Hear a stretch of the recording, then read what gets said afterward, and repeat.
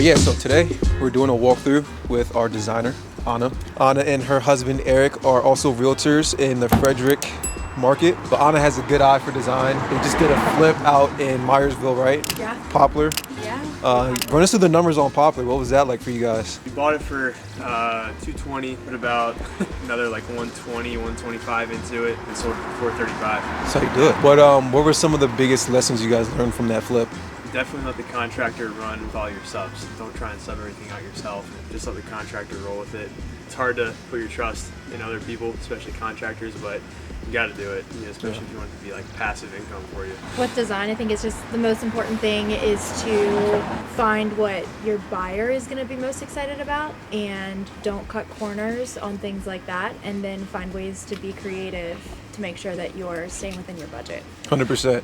And so one of the things that I think I've learned as well is you don't want to create the market for your buyer.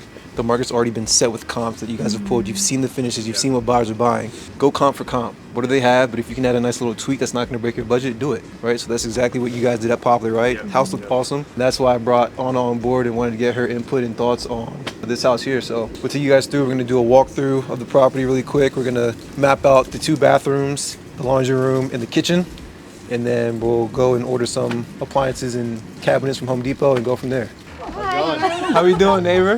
They're doing good. All right. So you're the one moving in. We're working on paint colors today. Cool. We came a little too close to your colors, so we're gonna try to switch and go for a different one, a different shade. What was your name, man? Christian. Christian Darnell. Nice to meet you. Hey, nice to meet you. So we'll be banging around, making some noise out here. Oh no, it's they did a lot of the noise already. It's fine. No, What kind of bad, like what kind of stuff are the neighbors doing? all the drugs and or that someone got the cops called on from a wellness check, and they came over here, and then the ambulance also showed up at the same time because they apparently someone got hurt during what we assumed was a party because we heard it through that much brick wall. This place is great. I love You this never know thing, what you'll but find I in don't know Frederick. what's going on with it. They now apparently moved out to Oregon. They left some sage there for you though, man, for the bad vibes. Get rid of them. All the bad vibes. So there were and drugs in the house. Ironically enough, they left some sage on the windowsill. So the demonic cellar is no longer demonic. exactly. Wow. Right. It's cleaned out. All right, so when we first came in here, there was like 7 inches of water back there. So our contractor brought a pump, an industrial pump, and he pumped about 7 inches of water out of the house. So now it's fairly dry, but we're gonna end up putting a sump pump in that corner so that the new homeowners don't have to worry about having water in their cellar, creating mold, slime, stench, all that crap. So it's cleaned out now. It probably won't stay this way until the flip is done. But again, we are putting a sump pump, so hopefully the new owners won't have to worry about water. So that's the plan, but let's check out inside. I did come this morning with Anthony at 11. Okay. And again, he said the wall's gonna be right where you are, behind you. It's probably gonna come to the end of this brick here. Mm-hmm. So this will all be tub again, right? Yep. And then we wanted to drywall the tub surround. Yep. And tile. Yep. And then what do we want to do on this side? Keep this. I think we want to expose everything else.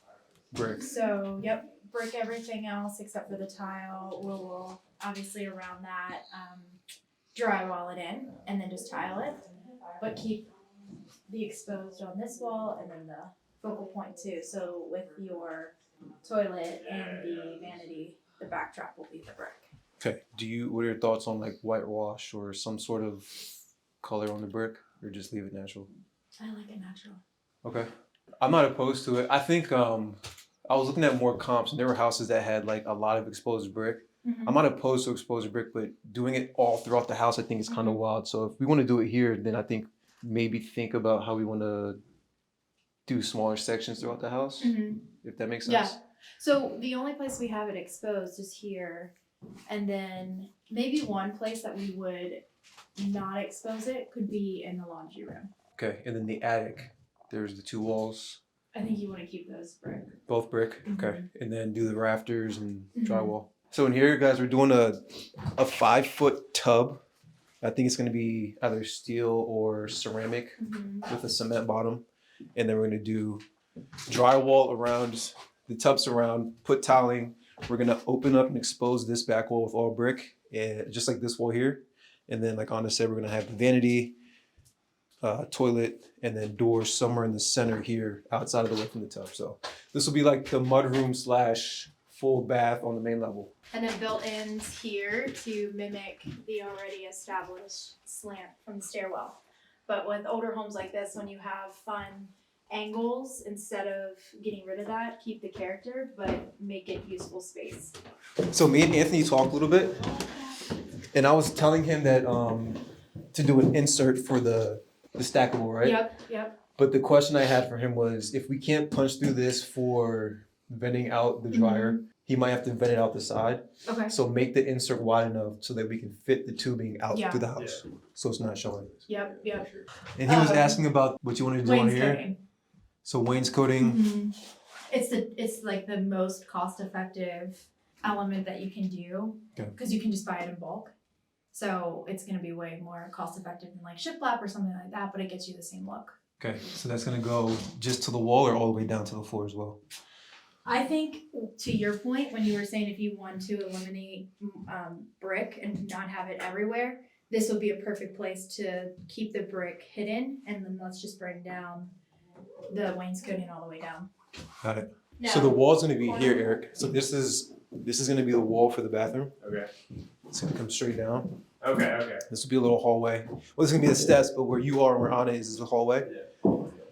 And then the wall's gonna be from here over. This will be the toilet area with a pocket door. pocket door. And then where Anna is would be vanity. And then so we'll just have to tape it out, like you were saying. I love that with the space, because there's kind of two ways that I think you could lay this out. One would be what we were talking about with your pocket door and the toilet being separate, and then you could do some fun design around it. So again, for fun, saying wainscot, like On the add door? wainscoting to that built out that you're already gonna be creating. Okay. Or depending on when we space it out, what makes sense as far as space getting into the shower would be adding your toilet actually in between the vanity and the shower. So you're saying walk in center of the vanity. Mm-hmm. So tomorrow when we come, we can map out how big we really want the shower, how big we Yep. really want the vanity. But then we know this ideally would be the pocket door for the toilet, worst case. But you're saying we could also put the toilet in the middle. Yeah, I just We see need to. two layouts, and we can Okay. just play around with what you like best. I have to look into what a pocket door is. I've never actually seen one. Really? Never. I've never used one. Yeah. They like hide. They're You don't even really know they're sweet. there, and then you just pull out a door. Hey, voila. Out in the It's wall. Magic. The best part is too is that it's like they're super customary in old homes, so Ah. it would fit like right in. Perfect. Yeah. Did you want to try to get upstairs to look at the? Did he already do that, or has that changed since? I haven't gone Okay. up there since this morning, but Is he still? I think he can did. keep it? he wants to keep the floor. Say what's up, Okay. Anna. Hi. Jonathan, say what's up, bro. All right, so ideas If with we the can keep the floor, that is amazing. keep the And floor. So much. What do we do? Just so sand it down, Oh, yeah, sand it restain it, obviously patch where need be. Because everything is already kind of like a red hue, and we know that's like a massive 2024 trend. I think we should lean into that with the color that we choose for the drywall in between the exposed beams. And then I think what's gonna sell up here is this light as well. Obviously the bricks and the natural ability, like natural character that we keep, but then not this ugly ass fluorescent light. I know. But I was gonna say A new one. I thought you were cracking a joke. yeah, bro, like who doesn't want a fluorescent light in their room? Like, back in. yeah, this is selling in 2024. Yeah, so you gotta Yeah, find like a a really cool little fun, fixture. Yeah. funky light Yeah. fixture is gonna be fun. But All right, Anna. So what is this exactly? this is the heat vent. Heat This is vent. how the heat got into the From that room in the 100-year-old 100-year-old furnace. Yeah. So we have a furnace downstairs right now that's probably about 2 feet by 3 feet, and in the older houses, it would generate heat for the entire house. And so this was one of the vents from downstairs that would let that heat up. And what they would also do was like crack that window, or if they were in another part of the house that didn't have one of these vents, they would crack the window to allow the draft from heat air to flow through the house to where that room was. But from like a design standpoint, I think keeping minor pieces of the history is so impactful when you're able for resale, because now people know this house was built in the 1900s. This is how they used it. It's telling a story. You're not painting over the story, so to say. You're highlighting it, but then adding modern features. And to your point, I think you mentioned you wanted to maybe not stain it, but Polish it up, yeah. Okay. I mean, really, I think if you took like a cleaning, even just like natural cleaning substance of that, it's gonna be so fun to see. nice. Agreed. Yeah. So this is the 100-year-old furnace that was in the house. And that's the master bedroom. That's that vent that we saw upstairs. But this is all going now. We're gonna cover this up, replace the boards. And I think we're gonna go with mini splits in this house, only because it's gonna be hard to get an HVAC to run all the way to the attic. So our thought is doing mini splits throughout, maybe 3 of them, or we're gonna do HVAC to the 2nd floor.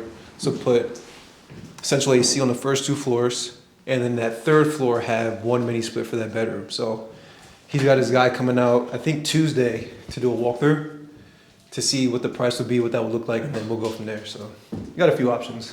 We wanted to talk to the kitchen as well, right? So Yeah. this is gonna be our new kitchen. The old kitchen was back there, but this is our new kitchen now.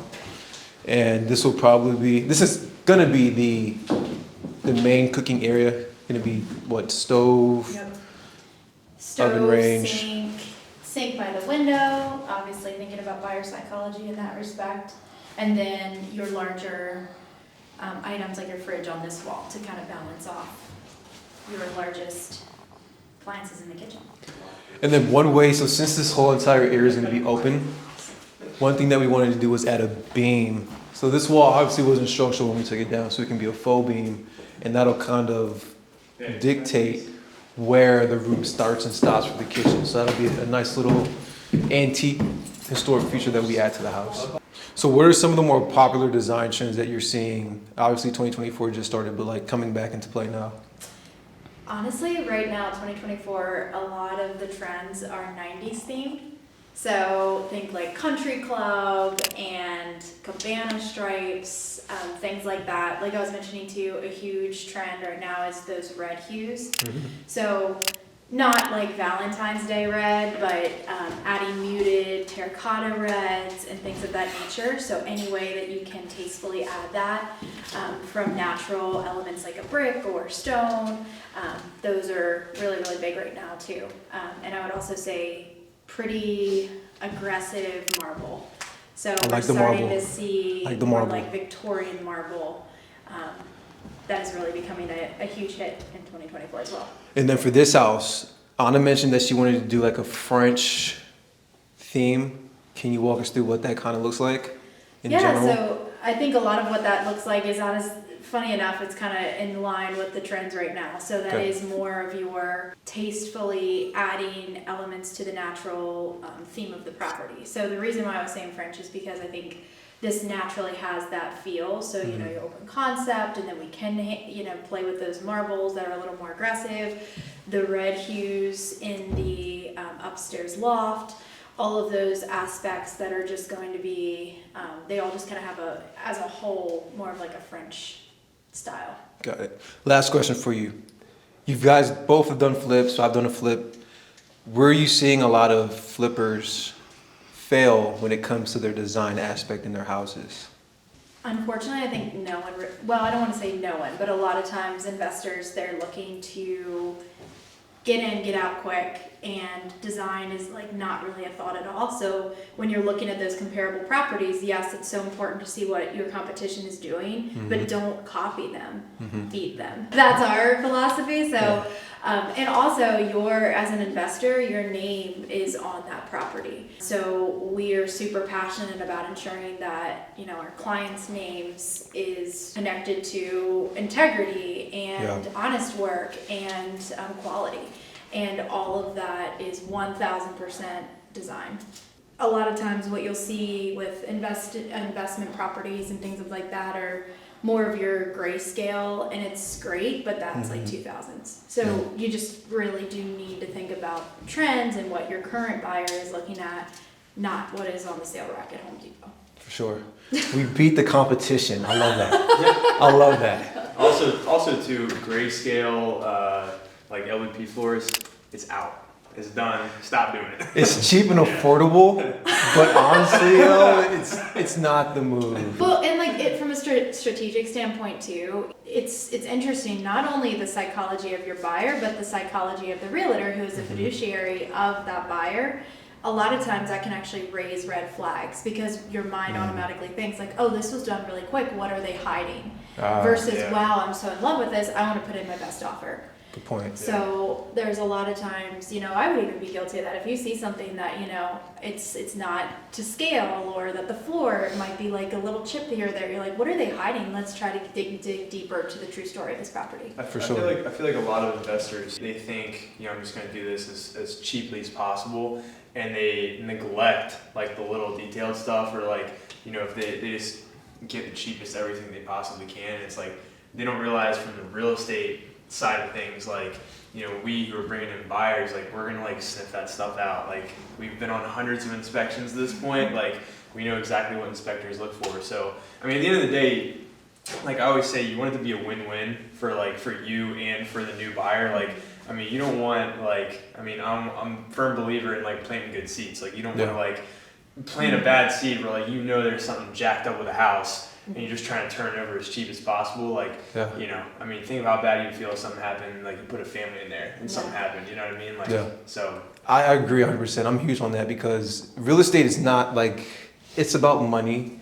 I think more than just the money, it's more about the people that you impact, right? How many families can you help get into their dream home? How many communities can you help change and revitalize? Right? How many people can you help pay going through title transactions and dealing with the brokers? A lot of people get paid doing real estate type jobs. So if you think more outside the box of how much money can I make on this one flip, and you think more holistically, how many people can get impacted, I think your just overall approach to projects and jobs will change in general. And us three being fiduciaries, we have that eye and that mindset going into a flip, just like they both said. If we see something already jacked up or somebody cut corners, we're already going to dig in deep and ask our inspector to do twice the amount of work to see what else is wrong, because we know something is. We've all seen it, and our job is to protect our clients. So, you know, I think you guys both did a great job at answering those questions, but I appreciate it. Thank you so much. We're excited. Awesome. So this was our walkthrough today. Obviously, we got the power couple, Eric and Anna. So both experienced realtors, both experienced flippers and investors. So stay tuned for this journey. We're going to take you guys through some more walkthroughs on this house in the next few days here. But I appreciate you guys for coming out and helping. Thank you. Let's get to work. Let's do it. All right, guys. So on today's video, you saw a lot of in-depth detail with my designer, Anna, and her husband, Eric. They're both very experienced and vetted real estate investors, but also realtors and agents. So in this video, we walked through the property, we talked about different layouts and design schemes and where we want things to be laid out, and the color and the painting of everything that we wanted to do on this property. And the reason why I wanted to bring on an interior designer to this specific project is because this house is located in the historic district of Frederick County. So with that, you want to try to make sure that you keep some sort of the character components to the house, the historical character components to the house in a current play, right? You want to make it historic, but still make it very modern for the new age buyer coming into this market. So in this video, you'll see us again, walking through, looking at measurements, talking through design schemes and everything in between. So hopefully you guys like this video. So please, if you found any value from this video, like, share, subscribe. Most importantly, guys, run the play and let's get it.